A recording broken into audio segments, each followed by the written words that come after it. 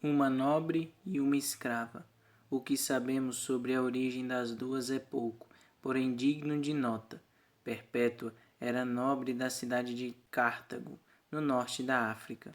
Felicidade era escrava de Perpétua, também de Cartago.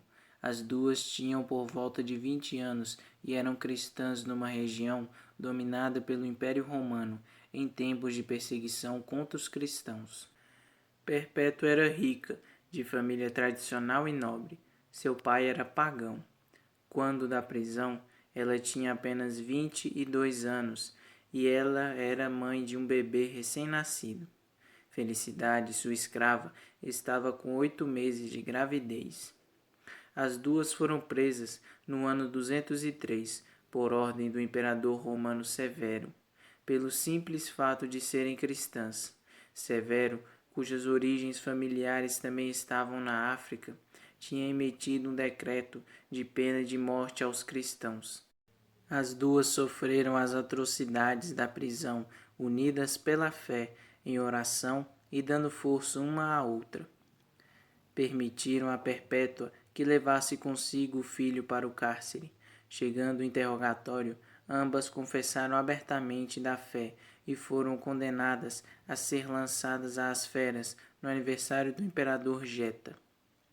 Estando na prisão, Perpétua escreveu um diário que está entre os mais comoventes e realistas da história da Igreja.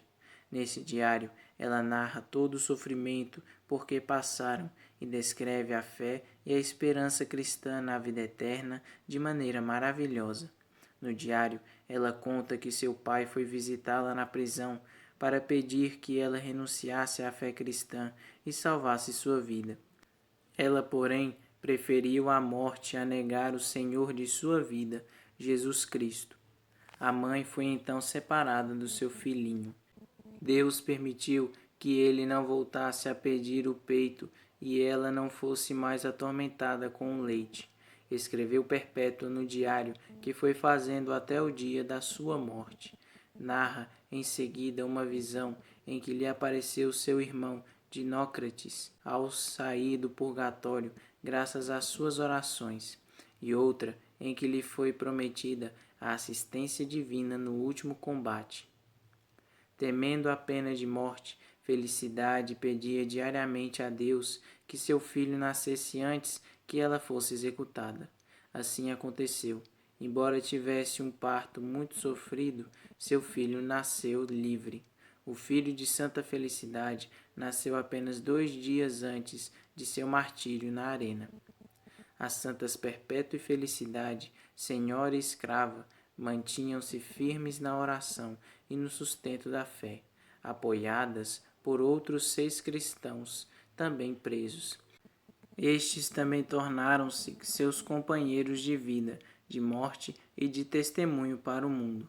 Perpétua e Felicidade, mesmo demonstrando tanta fé, ainda não tinham sido batizadas. Por isso, receberam o batismo na prisão. Isso fortaleceu ainda mais a fé dessas duas santas. Segundo os relatos oficiais da época, que completam o Diário de Santa Perpétua, os cristãos homens foram martirizados primeiro, tendo sido jogados aos leopardos famintos. Estes o despedaçaram. Perpétua e Felicidade foram jogadas a touros selvagens. Perpétua viu sua amiga e irmã ser atingida pelos animais e ainda conseguiu amparar sua irmã de fé em seus braços e recompor sua roupa estraçalhada, numa demonstração de respeito, dignidade e amor. Os pagãos que assistiam ao espetáculo se emocionaram por um curto espaço de tempo, porém logo começaram a gritar, pedindo a morte de Perpétua. Então os touros atingiram as duas, e logo em seguida elas foram degoladas. Aconteceu no dia 7 de março do ano 203. Pelo fato de terem sido martirizadas, ou seja, morreram por causa da fé em Jesus Cristo, as duas foram canonizadas e se tornaram exemplo de fé e de coragem, fazendo aumentar bastante o número dos cristãos. Santas Perpétua e Felicidade, rogai por nós.